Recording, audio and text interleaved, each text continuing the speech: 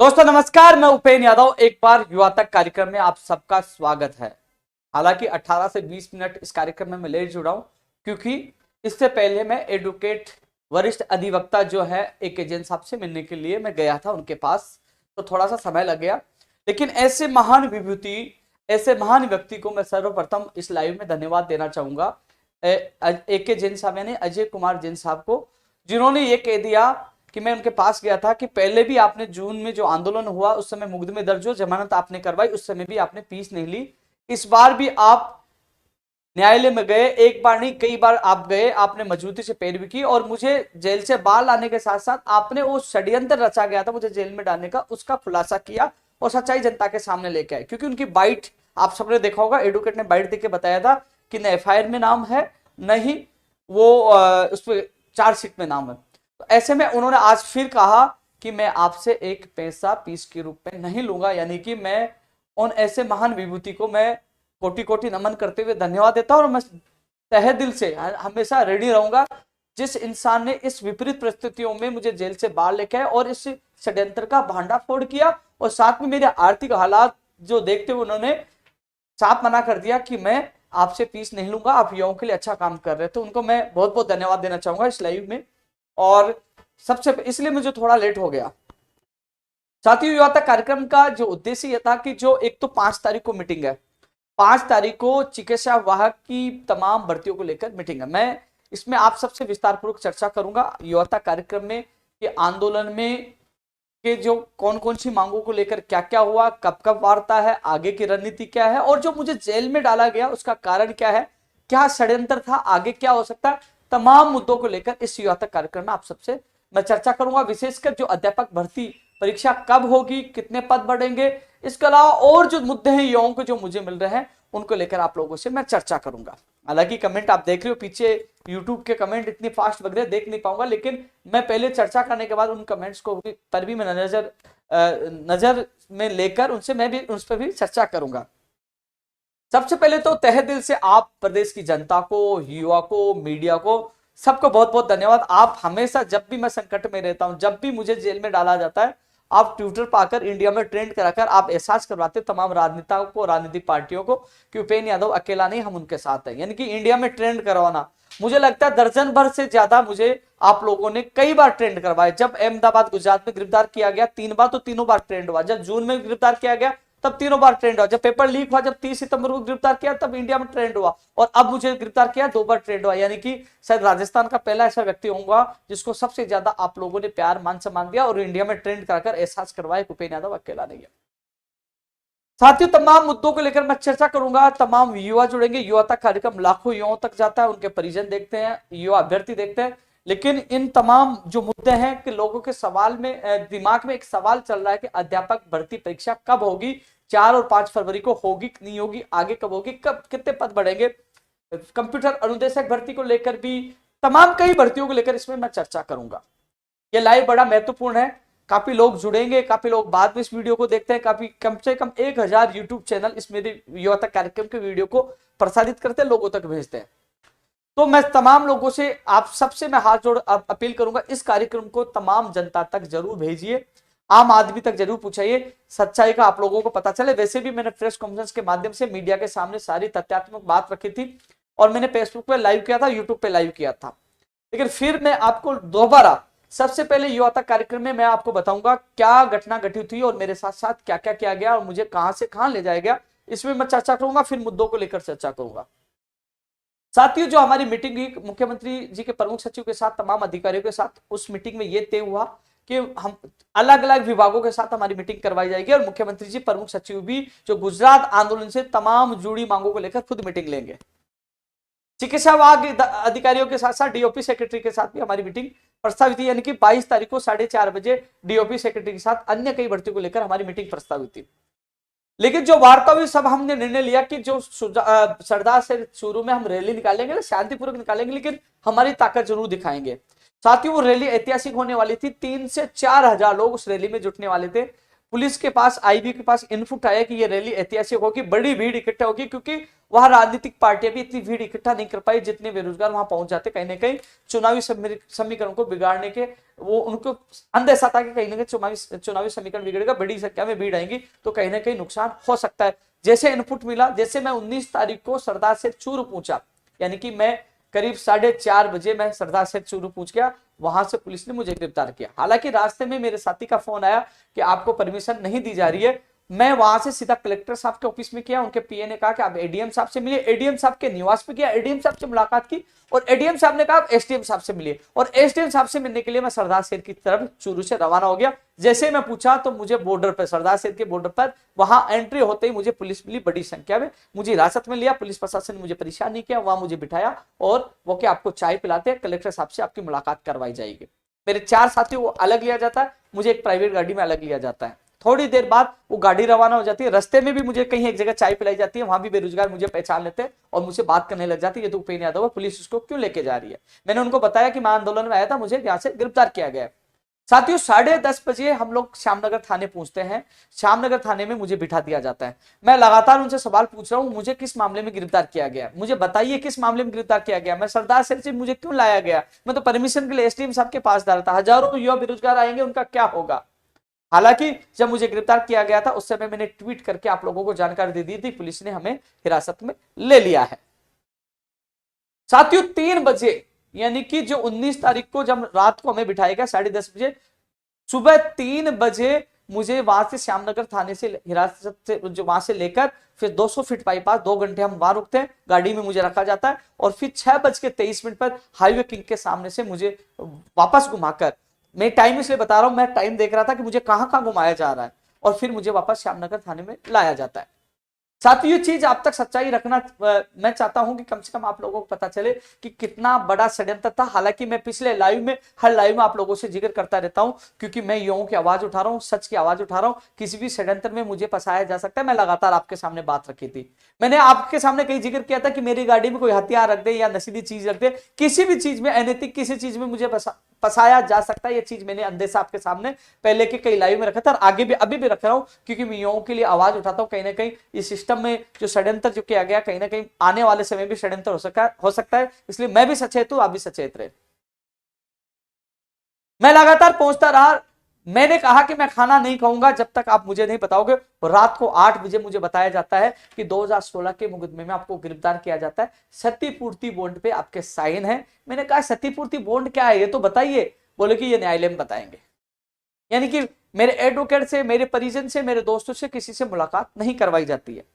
जब मैं प्रेशर बनाता हूं, जब मुझे बताया जाता है कि जमीन का मामला है, जो जमीन पे कब्जा करने का मामला है, मैंने कहां कब्जा किया ये तो बता दो, कितने पैसे कमाए ये तो बता दो, मैंने क्या गुनाह कर दिया। मुझे तमाम जो पुलिस से संबंधित जो तमाम उच्च अधिकारी थे उन्होंने कहा हमारी मजबूरी है, सरकार के प्रेशर में हमने आपको उठाया, क्योंकि आप समीकरण सरदार से शुरू में नहीं बिगाड़ सकते। उन्होंने सब शब्दों में कह दिया क्योंकि आज हम नहीं तो दूसरे अधिकारी गिरफ्तार करेंगे, लेकिन हम सरकार के इशारे पे आपको गिरफ्तार किया। उन्होंने मुझे परेशान नहीं किया, मुझे बिठाया। दूसरे दिन यानी कि 19 को लेकर आया जाता है, 21 तारीख को मुझे 12 बजे बाद न्यायालय में पेश किया जाता है। मैं उस पूरे मामले को जानता नहीं हूं, मुझे कुछ भी पता नहीं था किस मामले में लिया गया। 2016 का मुद्दा बताया गया, मामला बताया गया। जब मेरे एडवोकेट पहुंचते हैं, एडवोकेट पूरी स्टडी करते उस केस की, मेरे एडवोकेट मुझे बताते हैं, अजय कुमार जैन साहब, उनका वीडियो आपने भी देखा होगा कि उपेंद्र भाई आपको निर्दोष, आपको इसलिए आपको फंसाया गया, न तो आपकी एफआईआर, मैं आपको बता दूं, न तो एफआईआर 259 जो एफआईआर है, उस एफआईआर में न मेरा नाम है, न किसी ने मेरे खिलाफ गवाही दी है, और ना ही जो उन्होंने चालान पेश किया, यानी कि 2020 में एक चालान पेश किया, उसमें स्पष्ट लिखा है कि 3 लोगों के खिलाफ ये मुकदमा पेंडिंग है, जांच पेंडिंग रखी गई है, ना मेरा जिक्र है, कहीं पे भी मेरा नाम नहीं है। केवल रोकने के लिए क्षतिपूर्ति बॉन्ड में साइन बताकर मुझे गिरफ्तार कर लिया और फिर 6 दिन के लिए पीसी में रखकर मुझे थाने में बिठाया गया। पूरे दिन में मैं बैठा रहता था। रात को 12 बजे मुझे हवालात में डालते थे। जहां कोई शराबी को दिन में 151 पकड़ के लाते, वो शराबी वाला रात भर चिल्लाता रहता, उस शराबियों के साथ मैं हवालात में रहता था।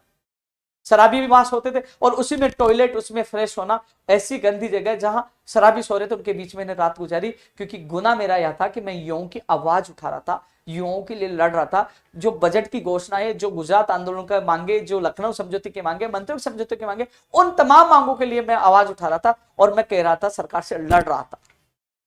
लेकिन मैंने कभी नहीं सोचा था 10 साल के संघर्ष के दौरान कि मुझे एक ऐसे षड्यंत्र में फंसाया जाएगा। और जब मुझे जब मैं दूसरे दिन मैं जेल के बाहर आता हूं तो मुझे पता चलता है कि पुलिस प्रशासन ने, सरकार के द्वारा एक प्रायोजित एक प्रेस नोट जारी किया गया, उपेंद्र यादव भूमाफिया।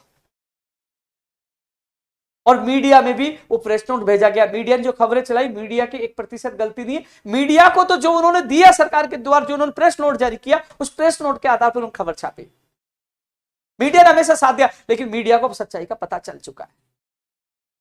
आप खुद समझदार हो, न एफआईआर में नाम, न चालान में नाम, न गवाह में नाम, इस व्यक्ति का कहीं पे भी नाम नहीं है, और उसको 10 दिन तक जेल में रखा गया। इसके खिलाफ मैं हाईकोर्ट में मानहानि का भी दावा करूंगा, और अवैध जो हिरासत में मुझे लिया गया, गिरफ्तार किया गया, उसके लिए भी मैं याचिका लगा रहा हूं। आज एडवोकेट से बात हो गई, वो तैयार करे, 5-7 दिन बाद हाईकोर्ट में मैं खुद जा रहा हूं इस मामले को लेकर कि मुझे किस जुर्म में गिरफ्तार, अवैध हिरासत में गिरफ्तार रखा गया, और मानहानि का दावा भी करूं।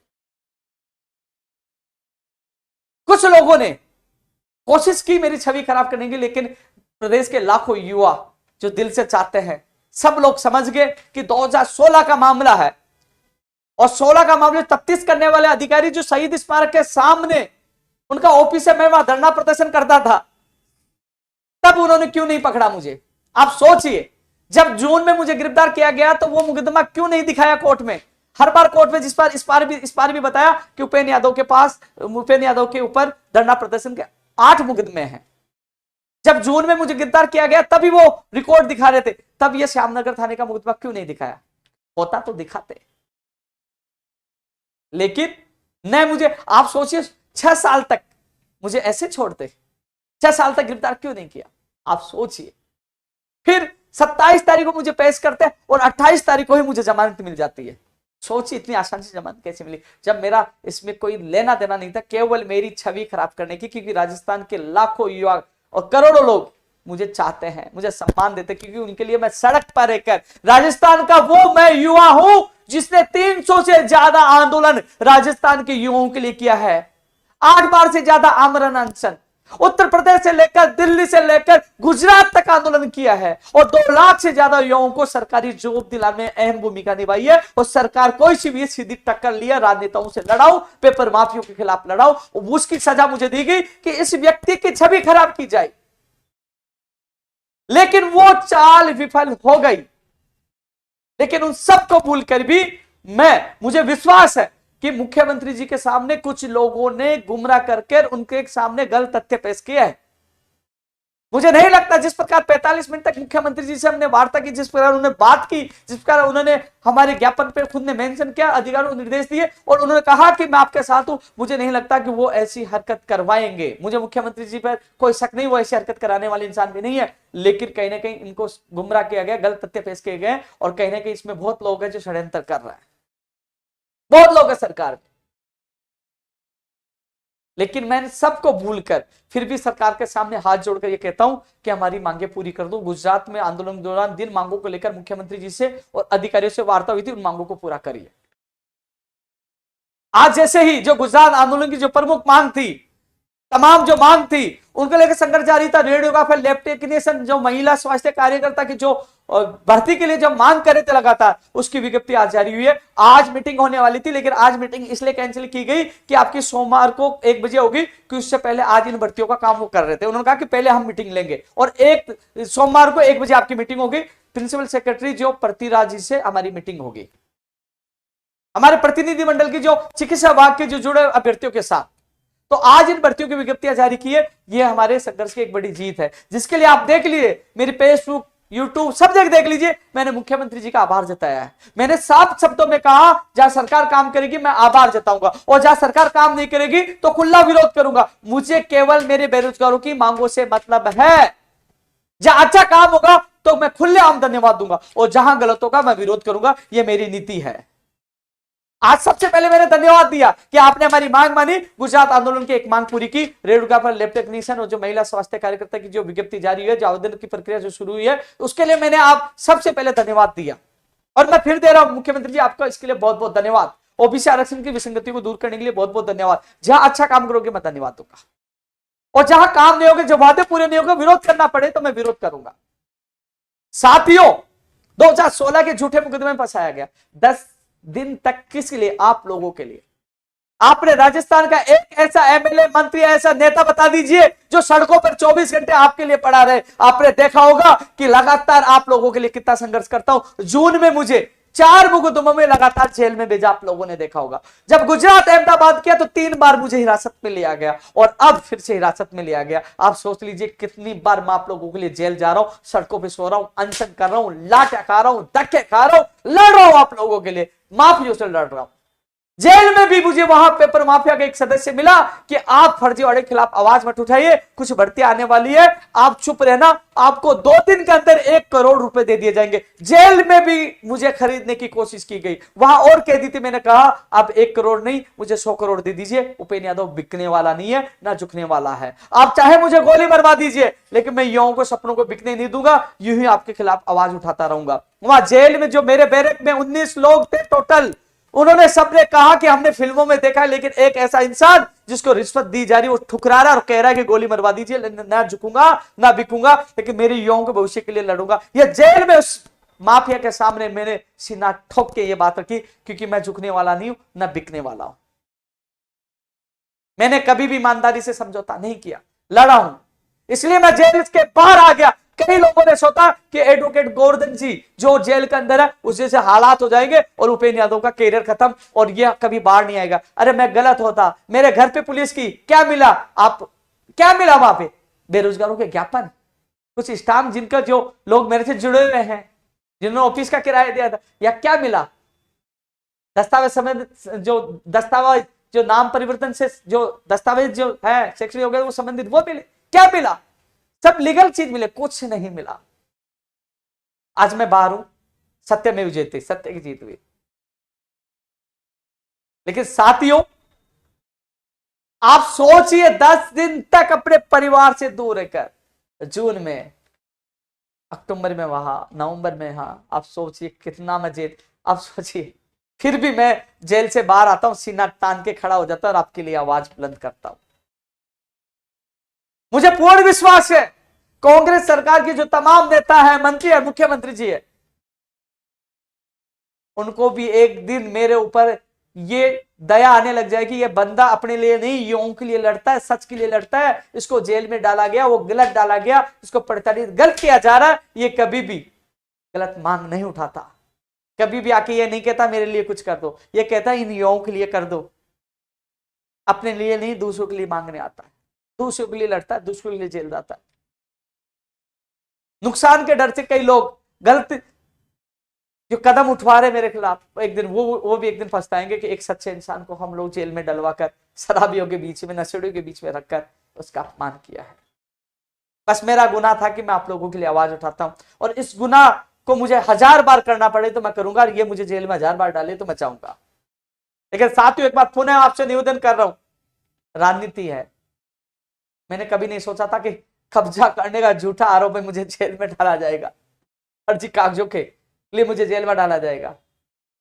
अब कोई भी षड्यंत्र हो सकता है, गाड़ी में हथियार रख दिया, इसमें एक रख दिया, कुछ विदेशी पदार्थ रख दिया, कोई अनैतिक कार्य मुझे फंसा दिया। साथियों, विश्वास मत करना। 10 साल से संघर्ष कर रहा हूं, आज तक एक क्रिमिनल चीज, आज तक मेरे खिलाफ एक चीज नहीं आई। और मैं तो अब कह रहा हूं सरकार से, कोई भी चीज हो तो अभी रख दीजिए, हाथ जोड़कर निवेदन कर रहा हूं, अभी रख दीजिए, जनता को बता दीजिए मैं कितना बड़ा क्रिमिनल हूं, बता दीजिए। लेकिन मेरी ईमानदारी और सच्चाई मैंने तक सवाल ना उठाए, दिल रोता है।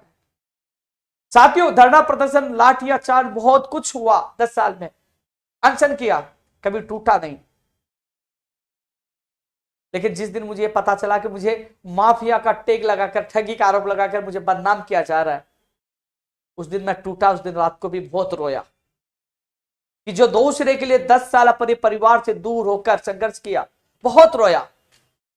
लेकिन मैं धन्यवाद देना चाहूंगा उन अधिकारियों को भी, उन्होंने कहा नहीं, कई लोगों ने कहा कि सोना है, सोने की चमक फीकी नहीं पड़ेगी, उसमें जंग नहीं लगेगी। आपके दिन बुरे हैं लेकिन आप गलत इंसान नहीं हो, आप निखरोगे, आगे बढ़ोगे, सत्य की जीतोगे, अपने आप को संभालो। मैं ऐसा संभला, एक दिन के बाद मैं ना उदास हुआ और मजबूत बनकर बाहर निकला। आपके सामने देख लीजिए, मजबूत बनकर सामने खड़ा हूं और लड़ रहा हूं और लड़ूंगा अंतिम सांस तक। और सबसे बड़ी बात, मीडिया, जनता, आम सब लोगों तक सच्चाई सामने आ गई कि एक निर्दोष व्यक्ति को जेल में डाला गया। 6 साल रोज वहां उनके सामने धरना पर परमिशन उन अधिकारियों से लेना, क्यों नहीं पकड़ा, क्यों नहीं डाला एफआईआर में, चालान में, कहीं नाम नहीं। खेत छोड़िए, ये मेरे नसीब में ये दुख के पल थे। लेकिन पुलिस प्रशासन के अधिकारियों ने मजबूरी बताई, लेकिन मुझे परेशान नहीं किया।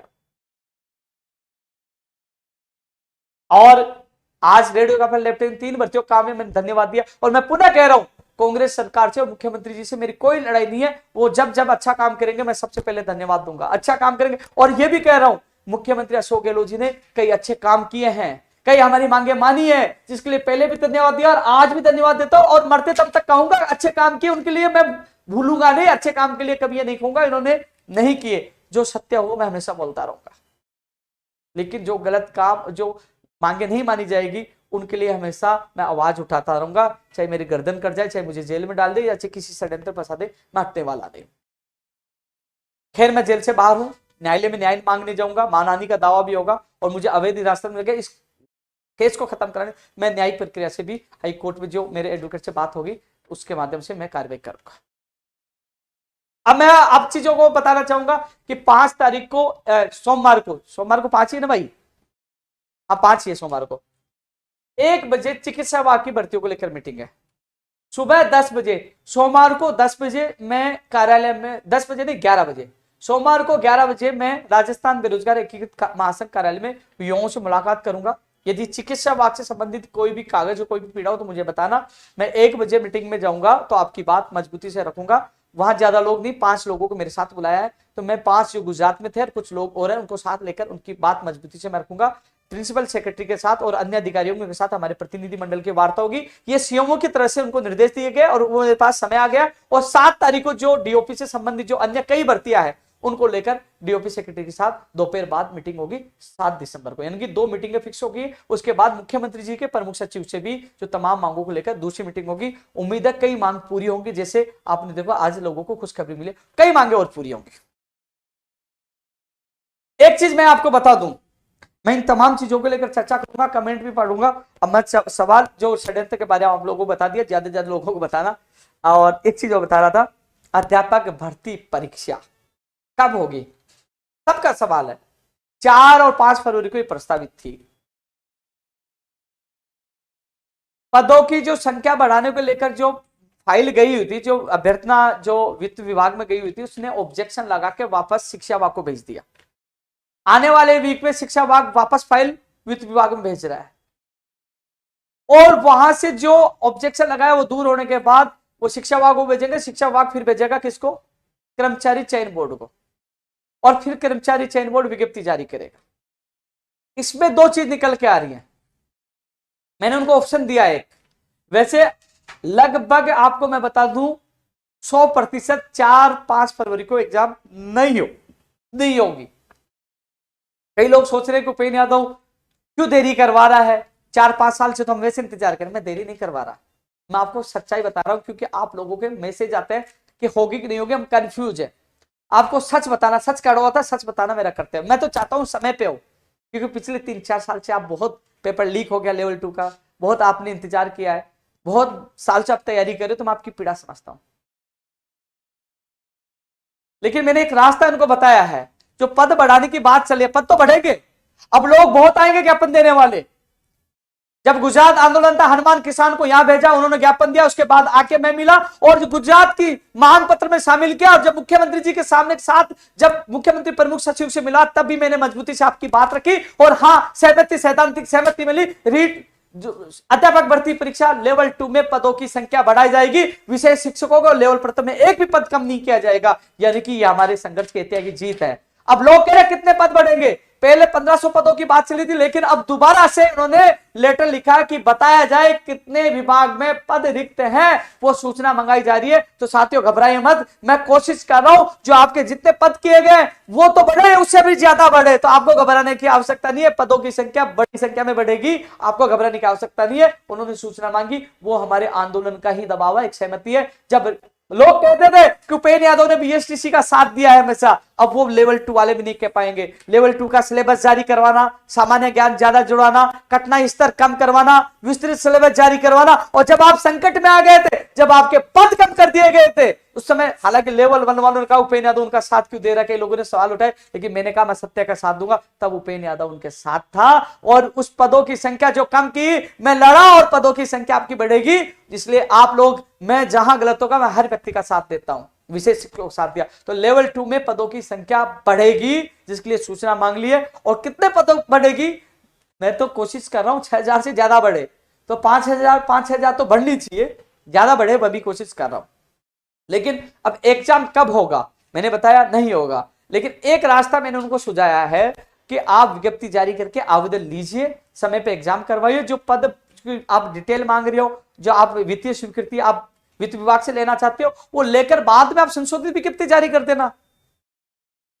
एक रास्ता, एक सुझाव दिया, तब तो वो तय समय पर 4 और 5 फरवरी को एग्जाम हो सकती है। इस सुझाव को यदि सरकार मानती है कि हां हम विज्ञप्ति जारी करके आवेदन मांग रहे हैं और पदों की वित्तीय स्वीकृति मिलती रहेगी, जिस दिन मिलेगी संशोधित विज्ञप्ति आ जाएगी। कई बार नहीं देखा कि संशोधित विज्ञप्ति आती है तो बीच में संशोधित विज्ञप्ति आ जाएगी कि पदों की संख्या इतनी बढ़ाई जाती है, एडिशनल विज्ञप्ति जारी हो जाएगी। तो एक रास्ता निकला है जो मैंने रखा है अधिकारियों के सामने। मैं सोमवार को फिर सीएमओ में रखूंगा, क्योंकि भर्ती परीक्षा इस आधार पर समय पे हो सकती है, 4 और 5 फरवरी को हो सकती है कि विज्ञप्ति जारी करके तुरंत और फिर वित्तीय स्वीकृति लेते रहेंगे, और जिस दिन वित्तीय स्वीकृति हो जाएगी उसके बाद संशोधित विज्ञप्ति आ जाएगी या एडिशनल विज्ञप्ति आ जाएगी, और फिर ये सही समय पे हो सकती है। लेकिन जो हालात बने, अभी तक अभ्यर्थना कर्मचारी चयन बोर्ड नहीं पहुंची है। जो वित्त विभाग में जो मामला था उस पर ऑब्जेक्शन लगा के शिक्षा विभाग को भेज दिया। अब शिक्षा विभाग वापस वित्त विभाग में भेज रहा है, अगले वीक में आएगी, उसमें 2, 4, 5 दिन लग सकते हैं, उसके बाद वो भेजेंगे। इस हिसाब से 4 और 5 फरवरी को एग्जाम नहीं हो रही। अभ्यर्थना जाने के बाद एग्जाम कब होगी उसकी तिथि का ऐलान होगा। 2 ऑप्शन मैं बता रहा हूं, 4 और 5 तारीख के लिए मैंने सुझाव दिया, इस तरीके से हो सकती है। अब इस पर सरकार विचार कर रही है, लेकिन फिलहाल जो स्थितियां बनी है कि 4 और 5 फरवरी को एग्जाम नहीं होगी। लेकिन यह निश्चित है लेवल 2 के पद बढ़ेंगे, आपको घबराने की आवश्यकता है। जो मैंने आपसे वादा किया वो वादा पूरा हो रहा है। मैं ज्यादा से ज्यादा पद बढ़ाने के लिए आपका मदद कर रहा हूं, आपकी कोशिश कर रहा हूं। रही बात अगले वीक में, मैं कोशिश करूंगा वित्त विभाग से जल्द फाइल निकलवाकर आपकी अभ्यर्थना बोर्ड पूछे और जल्द विज्ञप्ति जारी हो। और मैंने ऐलान भी कर दिया है कि जारी नहीं होती 9 तारीख को हम लोग कर्मचारी चयन बोर्ड जो सूचना सहायक भर्ती का इंतजार कर रहे हैं, जो आप अध्यापक भर्ती की विज्ञप्ति के इंतजार, तमाम लोग इकट्ठे होकर वहां परिसर बना रहे, जो विज्ञप्ति का इंतजार कर, जो कमेंट करते हैं ट्विटर पर, फेसबुक पर, जो सवाल उठाते हैं, भैया कभी घर से भी निकल लिया। उपेंद्र यादव आप लोगों के लिए जेल से रिहा होने के बाद मैं मेरे माँ बाप से मिलने नहीं गया, फोन आ रहे हैं कि आप 10 दिन रखे हैं, आपकी याद आ रही है, आप आ जाओ। बाहर निकलते ही मैं आप लोगों के लिए भाग रहा हूँ। सोचिए इससे ज्यादा मैं क्या त्याग करूंगा। इच्छा मेरी भी होती है मेरी फैमिली से मिलने की, बहुत इच्छा होती है, लेकिन क्या करूं। 38 दिन बाद मैं गांव लौटा था। 38 दिन तो वहां था, 50 दिन बाद मैं गांव लौटा था। एक दिन गांव पूछा, दूसरे दिन बोर्ड में प्रदर्शन करने के लिए वापस आ गया। एक दिन भी मैं घर वालों से अच्छी तरह नहीं मिल पाया, वापस घर आ गया, और फिर मैं और आंदोलन लग गया, और फिर मुझे उठा के 10 दिन के लिए वापस जेल में डाल दिया। सोचिए, अपने माँ बाप परिवार से दूर होकर इससे ज्यादा क्या त्याग कर सकता हूँ। कौन आ रहे हैं, आ जाइए, आपको देखना है। आप 10 दिन जेल, लेकिन क्या कर रहा हूँ मैं आप लोगों के लिए फिर से मैदान में। शायद आपने देखा होगा कि सुबह भी मैं महेश जोशी जी से मिला हूं, सुबह भी मैं बचनलाल जाटव जी से मिला हूं, जो पीडब्ल्यूडी के चयनित अभ्यर्थियों का जो परिणाम 17 सितंबर को आ गया था, उनको ज्वाइनिंग नहीं हुई थी, अब उनके आज पीडब्ल्यूडी के चयनित अभ्यर्थियों का आदेश आज जारी हो गया। और जो जलदायु विभाग में जो जयन है, उनके कह रहे हैं कि अगले वीक में जारी करेंगे। अगले वीक के लिए अभी शाम को बात हुई है, अगले वीक में 100% जारी कर देंगे, उन्होंने कहा। दोनों मंत्री से मिला। और जलदायु विभाग में 1300 पदों पर जो भर्तियों की घोषणा की गई, वो भी वादा याद आज महेश जोशी को मैंने याद दिलाया है। वो कह रहा है कि मैं अधिकारियों से बात करता हूँ। गया हूं ना सुबह, आप लोगों के लिए गया हूं, सुबह से उठ के मदद जितना हो रहा मैं कर रहा हूं। तो अध्यापक भर्ती परीक्षा की स्थिति आने वाले वीक में स्पष्ट हो जाएगी। लेकिन जो लोग तैयारी कर रहे हैं, आप तैयारी छोड़ मत देना। संभावना है कि फरवरी एंड तक या मार्च फर्स्ट तक एग्जाम होने की, यदि आगे जाएगी, वैसे तो जाएगी, यदि मेरा ऑप्शन मानते तो समय पे हो सकती है, नहीं मानते तो आगे जाएगी, तो आगे जाएगी तो फरवरी एंड तक या फिर मार्च 15 मार्च से पहले तक होने की संभावना, पूरी संभावना है। इसलिए आप किताब मत छोड़ देना कि आगे जा रही है 5-7 महीने, तैयारी जारी रखना।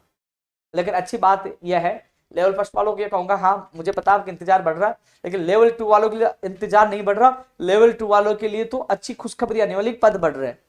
यदि 5-10 दिन लेट होकर, 15-20 दिन लेट होकर पद बढ़ रहे तो आपका भविष्य बन रहा है। लेवल फर्स्ट वाले को ये कहना चाहूंगा यार, इनका तो इंतजार लेवल 2 का बढ़ा है, पहली भर्ती पहला इनका लेवल 2 का पेपर रद्द हो गया था। तो ऐसे में हम सब जो अभ्यर्थी है, देखो मैंने हर व्यक्ति का साथ दिया, तो आने वाले वीक में मैं वार्ता में जाऊंगा सोमवार को, तो सीएमओ के अधिकारी से, शिक्षा विभाग के अधिकारी से मिलूंगा। जल्द से जल्द वित्त विभाग से वो अभ्यर्थना जो ऑब्जेक्शन हटकर वो पहुंचे और जल्द से जल्द विज्ञप्ति जारी हो, पूरी कोशिश करो। और नहीं होती है तो जो तमाम अभ्यर्थी है, 9 दिसंबर को हम लोग 10:30 बजे चयन बोर्ड इकट्ठे हो रहे हैं, तो आप लोग भी आना, सब लोग आना। 9 दिसंबर का याद रखना, जो कह रहे हैं ना विज्ञप्ति, तो मैं तो आ रहा हूँ मैदान में आपकी आवाज उठाने। तो 9 दिसंबर को 10:30 बजे आप लोगों को कर्मचारी चयन बोर्ड पूछना, कोशिश करूंगा आपको आने की आवश्यकता नहीं पड़े, उससे पहले आपका काम हो जाए। लेकिन फिर भी हम लोग ये टारगेट लेके चलेंगे तो कहीं ना कहीं विभाग पे भी दबाव होगा। ये उसकी रेडियोग्राफर लैब टेक्नीशियन हो गया। नर्सिंग भर्ती 2018 की जो जामिया से जो उनकी डिग्री 2011 से पहले की है, न्यायालय से डिवीजन बेंच से वो जीत के, और उनकी सीटें भी वैकेंट है, लेकिन आज तक इनको न्याय नहीं मिला। 1 तारीख को इनका प्रतिनिधि को मैं साथ ले जाऊंगा, जो 5 तारीख को होगी, मैं इनकी मांग मजबूती से उठाऊंगा। साथियों, जो 6 दिन तक मुझे पीसी पे यानी कि पुलिस रिमांड पे जो बिठाया रखा, पता क्या हुआ? पूरे राजस्थान से ये डिटेल मांगी गई, उपेन्द्र यादव के खिलाफ कोई मुकदमा है क्या? उपेन्द्र यादव ने किसी से पैसे मांगे हैं क्या? कोई उम्मीदवार है कि उपेन्द्र यादव के खिलाफ मुकदमा दर्ज कराने वाला? लेकिन राजस्थान से एक भी व्यक्ति नहीं मिला जिससे मैंने किसी से पैसे लिए हो, किसी को लूटा हो, किसी के साथ गलत किया हो। यदि 6 दिन में किसी को कुछ मिल जाता तो मैं अभी तक जेल से बाहर नहीं आता। पुलिस को भी विश्वास हो गया कि ये ईमानदार आदमी है, एक भी व्यक्ति ने शिकायत नहीं की। सूचना सहायक का जो विज्ञप्ति, प्रयोगशाला सहायक के जो फाइनल परिणाम, जो अभ्यर्थी है सूचना सहायक वाले सुन लो भैया, आज आपके अभ्यर्थी मुझे मिले थे, अभी इसमें समय लग रहा है, तो 9 तारीख को, क्योंकि पहले ये प्रोग्राम सूचना सहायक का ही था, शिक्षक भर्ती का तो मैंने बाद में जोड़ा कि हाँ सब मिलकर संख्या बढ़ जाएगी तो अच्छा प्रेशर बना पाएंगे। तो सूचना सहायक भर्ती के जो अभ्यर्थी है उसे मैं कहना चाहूंगा 9 तारीख को 10:30 बजे आप अधिक से अधिक संख्या में कर्मचारी चयन बोर्ड दुर्गापुर पूछे, वहीं प्रयोगशाला सहायक भर्ती के पूछे, और जो अन्य भर्ती के जो भी है बोर्ड से संबंधित जुड़े, वो 9 दिसंबर को 10:30 बजे कर्मचारी चयन बोर्ड दुर्गापुर पहुंचे। हम सब मिलकर बड़ी संख्या में इकट्ठे होंगे, मीडिया भी आएगी, तो अपनी बात मजबूती से रखेंगे और प्रेशर बनाकर जल्द से जल्द अन्य मांगों को पूरा कराने की कोशिश करें। तो तमाम अभ्यर्थियों को कहूंगा कि आप 9 दिसंबर को 10:30 बजे कर्मचारी चयन बोर्ड पहुंचे। आपके साथ कोई हो ना हो, उपेन्द्र यादव हमेशा खड़ा रहेगा। जेल में था तो भी आपका भविष्य के बारे में सोच रहा था, बाहर आया तो आपके लिए लड़ रहा हूँ, पहले भी लड़ रहा था। जूनियर असिस्टेंट भर्ती परीक्षा के परिणाम के संबंध में मैंने बात की थी कि हम आज 1-2 दिन में तैयार हो गया था, 1-2 दिन में जारी कर देंगे, अगले वीक में 100% जारी कर देंगे, ये मुझे कहा गया जूनियर असिस्टेंट बिजली विभाग के लिए। टेक्निकल हेल्पर भर्ती परीक्षा का जो परिणाम को लेकर साथियों, इसमें जो एक्सपर्ट की टीम आई हुई है वो परिणाम को अंतिम रूप देने में लगी हुई है, और ये कब जारी होगा अधिकारी से मेरी बात होती है, मैं बता दूंगा। ये मुझे पता चला एक्सपर्ट की टीम आई है, तो टेक्निकल हेल्पर के बारे में जैसे मुझे पता चलेगा मैं बता दूंगा। कृषि परीक्षक की नई भर्ती बजट में घोषणा होगी, इस आने वाले बजट में, उसके बाद ही नई भर्ती की विज्ञप्ति जारी होगी। मुझे लगता है मार्च-अप्रैल तक भी इसकी विज्ञप्ति जारी होने की संभावना है, फरवरी में हो सकते हैं, अपन प्रेशर बनाएंगे तो मैं आप लोगों के साथ हूँ, नई भर्ती निकलवाएंगे। जो कृषि परीक्षक के जो लोग हैं कमेंट भी कर रहे हैं कि अभी क्या है कि 240 पद खाली है विभाग में, लेकिन अब जो रिक्त पद हैं कई लोग छोड़ के दूसरे विभाग में चले, उनकी सूचनाएं मांग रहे हैं, और शायद आने वाले वीक में विभाग की भर्ती से संबंधित मीटिंग होगी आने वाले वीक में, तो वो पदों की संख्या इकट्ठी होगी, तो उस समय 10-15 दिन तो लग ही जाते हैं सूचना में। उसके बाद नई बजट में घोषणा हो सकती है, वो पदों की संख्या आपको पता लग जाएगी कितने होंगे, तो उसके बाद ये बजट के बाद ही आने वाले समय, यानी जनवरी में बजट आता है तो फरवरी, मार्च या अप्रैल तक आपकी विज्ञप्ति जारी हो जाएगी। वनपाल भर्ती का रिजल्ट आने वाले वीक में जारी हो जाएगा, वनपाल भर्ती का रिजल्ट आने वाले वीक में जारी हो जाएगा। 5 तारीख को जो मीटिंग बता दी, मैं सीएचए की भी मांग 5 तारीख की मीटिंग में रखूंगा, नर्सिंग भर्ती 2018 की भी रखूंगा। जो और मांग है मैंने बता दिया कि आप लोग सोमवार को 11 बजे ऑफिस में लिए। जो भी अभ्यर्थी हैं, जो चिकित्सा सेवा की जो भी पीड़ा है, मैं आप लोगों की बात मजबूती से होने वाली मीटिंग में रखूंगा। साथियों, ओबीसी आरक्षण की जो विसंगतियां दूर होने का मामला सबसे पहले 5 मई 2022 को हमने उठाया था और एंड भी हमने किया था दांडी यात्रा से, मुख्यमंत्री से मुलाकात, अधिकारी से मुलाकात। अब इसका जो फाइल अनुमोदन के लिए राज्यपाल महोदय जी गई है, आने वाले वीक में वो फाइल आ जाएगी और आने वाले वीक में ही इसकी अधिसूचना, जो विसंगतियां दूर होगी उसकी नई अधिसूचना आने वाली वीक में जारी हो जाएगी।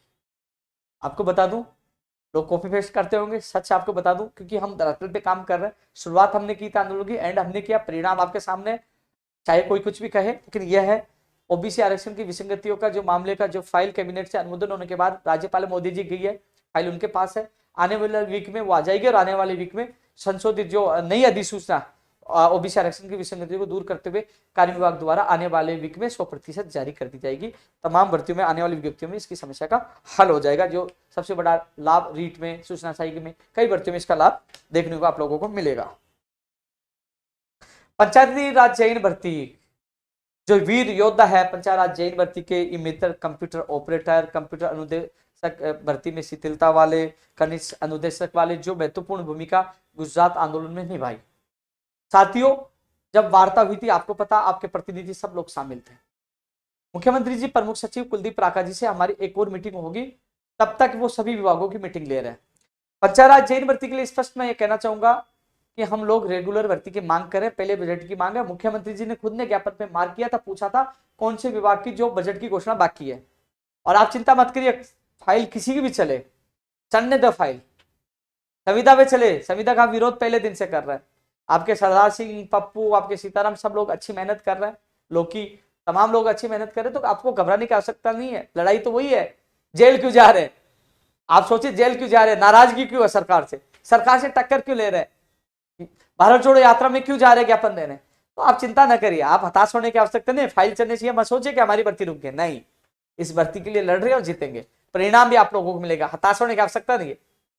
जेल से बाहर आपका भाई आ चुका है, बाजी हारेंगे नहीं, बाजी जीतेंगे, घबराइए मत, लड़ रहे हैं और ये मांग वाजिब है, इनको पूरी करनी पड़ेगी। तो पंचायत राज जैन भर्ती नियमित तौर पर आए, जब कंप्यूटर अनुदेशक भर्ती संविदा पे आई तो उत्तर प्रदेश जाकर स्थायी निकलवा सकते, वो 10,000 से ज्यादा पदों पर निकलवाई, ये आपकी भर्ती है, आप चिंता ना करिए, आपका भाई चिंता है, लड़ेंगे अंतिम सांस तक और जीतेंगे। मित्र और ऑपरेटर, वो आदेश जारी होने वाला था, उन्होंने कहा था कि जो मानदेय वाला जो बकाया उसका आदेश जारी होगा, और जो आपके जो ग्राम सेवक जो और अधिकारी जो आप मन चाहे था आपको हटा देते सरपंच, उस पर भी रोक लगेगी, उसमें भी नियम बनेंगे। ये 2 चीजें सहमति बनी थी और स्थायीकरण के लेकर भी वो अगली मीटिंग में चर्चा के लिए कहा था।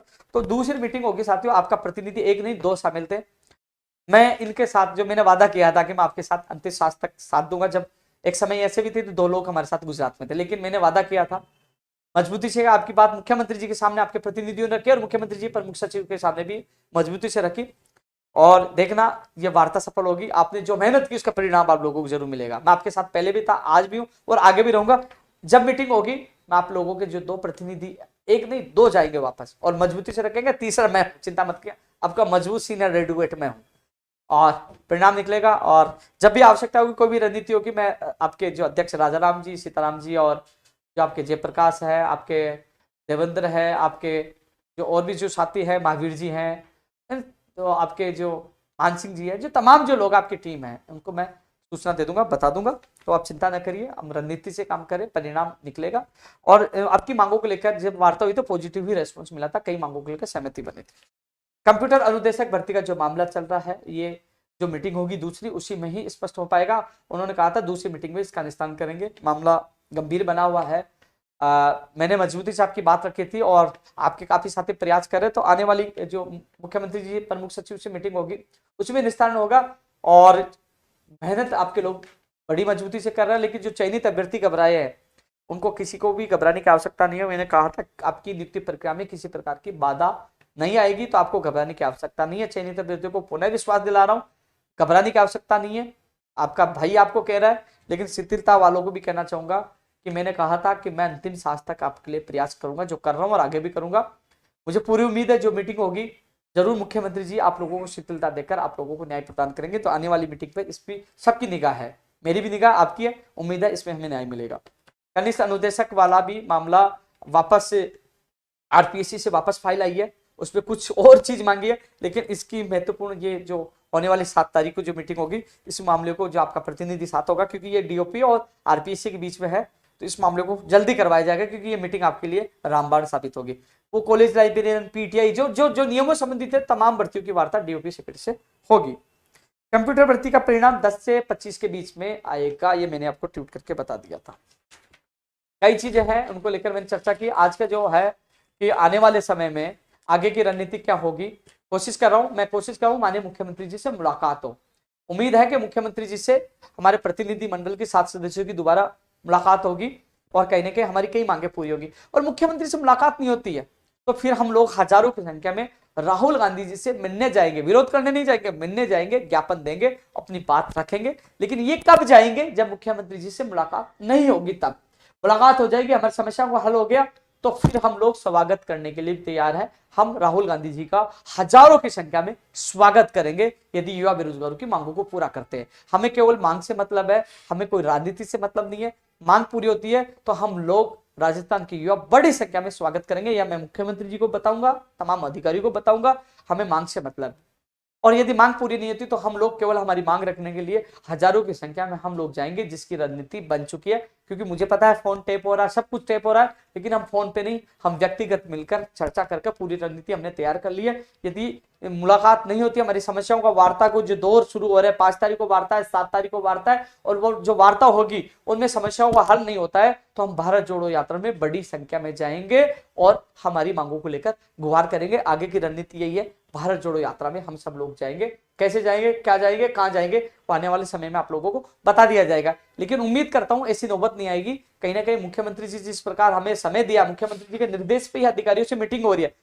मैं आपको स्पष्ट कर दूं, मुख्यमंत्री जी के निर्देश पे ही चिकित्सा विभाग के अधिकारियों के साथ सोमवार को 1 बजे मीटिंग होगी, वहीं डीओपी सेक्रेटरी से होगी और अन्य अधिकारियों से, उनके निर्देश पे जब वो मीटिंग के लिए बुला रहे हैं तो मुझे विश्वास है कई मांगे पूरी होंगी। कई मांगे पहले भी पूरी है, तो अब उस वार्ता पर सबकी नजरें गड़ी हुई है। जो मांग पत्र में, अब मान लीजिए लाइव में मैं मांग पत्र की मांगों पर जिक्र नहीं कर पाऊं तो लोग कहेंगे हमारी मांग नहीं उठा रहा। अरे मांग पत्र में शामिल है, चाहे वो इंग्लिश मीडियम स्कूलों में 10,000 पदों पर रेगुलर भर्ती निकालने की मांग हो, चाहे वो चतुर्थ श्रेणी कर्मचारियों की भर्ती की विज्ञप्ति निकालने की मांग हो, सूचना सहायक हो, चिकित्सा विभाग की भर्तियां हो, चाहे लंबित भर्तियां पूरी करने की मांग, वो तमाम चीजों के लिए हम लगातार मांग कर रहे हैं। उस पर आने वाले समय मीटिंगों में चर्चा होगी। परिणाम के लिए हम संघर्ष करें। नहीं सुनते हैं, नए मुख्यमंत्री से मुलाकात होती है, मांगे पूरी होती है, भारत जोड़ो यात्रा में बड़ी संख्या में जाएंगे, जिसकी रणनीति हम तैयार कर रहे हैं। कुछ रणनीति हिस्सा कई लोगों को बता दिया गया, आने वाले समय में हम लोग गुप्त तरीके से जो हमारी चीजें होगी, लेकिन हम पहुंचेंगे, ये जरूर है।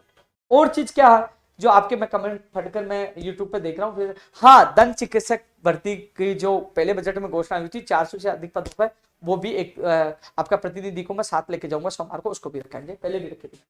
विशेष शिक्षकों का वर्गीकरण वाला मामला चल ही रहा है यार, उसमें मैं क्या बोलूं, आपके कितने ग्रुप है, 2 ग्रुप है, मैं किसकी बोलूं। टीएसपी पशुधन, देखो कर्मचारी चयन बोर्ड से संबंधित जो कोई भी भर्तियां हो, उन अभ्यर्थियों से मैं कहना चाहूंगा कि 9 तारीख को 10:30 बजे पूछे, हम चेयरमैन साहब से मिलेंगे, बड़ी संख्या में इकट्ठे और मीडिया भी रहेगी। तो 9 तारीख को कर्मचारी चयन बोर्ड से संबंधित जो भी है, अब स्पीड देख लीजिए मैं कैसे सारे मैसेज देख पाऊं।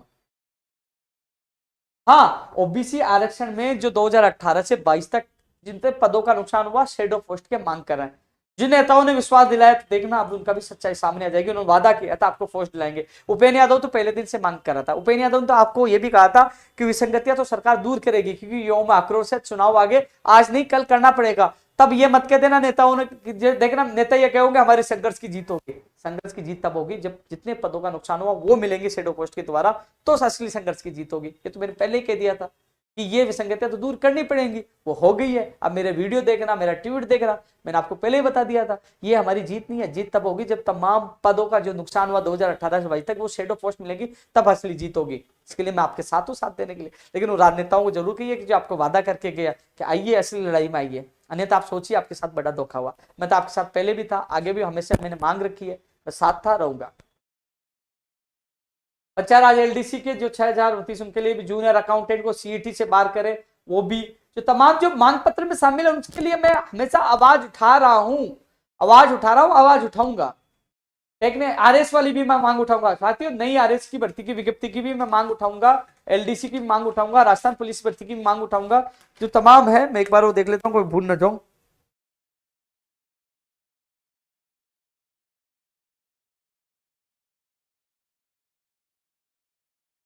एक मेरे दोस्त की शादी है, मैं पहले भी नहीं, बारात आज नहीं जा पाया था, आज मुझे जाना पड़ेगा, वो नाराज हो रहा है, लेट हो गया। रीट वाला मैं बोल चुका हूं, आप देख लेना ऊपर, बहुत स्पीड है, बहुत स्पीड से चल रहा है मामला। हाँ एक चीज और मैं आप लोगों को बता दूं, ओहो बहुत फोन आए, बहुत काम के फोन भी आए हुए हैं, 36 में बहुत काम के फोन भी आए हुए हैं, मैं उनसे बात करूंगा, वार्ता संबंधित फोन आए हुए हैं, मैं देख पा रहा हूँ। साथियों, जो अभ्यर्थी है जिसकी कोई भी मांग हो और मेरी लाइक कोई भी हेल्प हो, तो मैं सोमवार को 11 बजे राजस्थान बेरोजगार एकीकृत महासंघ कार्यालय पर आप लोगों से मुलाकात करूंगा। आप पहुंचिए, आपसे सबसे वही मुलाकात करूंगा, और उसके बाद वार्ता का दौर स्टार्ट हुआ तो कहीं ना कहीं कई मांगे पूरी होंगी, हुई है पहले भी और भी होंगी। संघर्ष कभी विफल नहीं होता, संघर्ष का परिणाम हमेशा मिलता है। भाई एक बार मैं फेसबुक पे देख लेता हूँ, इस पे तो स्पीड है भैया, नहीं देख पा रहा।